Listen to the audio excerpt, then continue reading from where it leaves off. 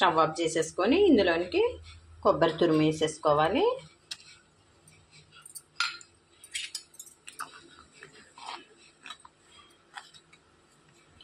ఇప్పుడు తాలింపు వేసేసుకోవాలండి. స్టవ్ వెలిగించుకొని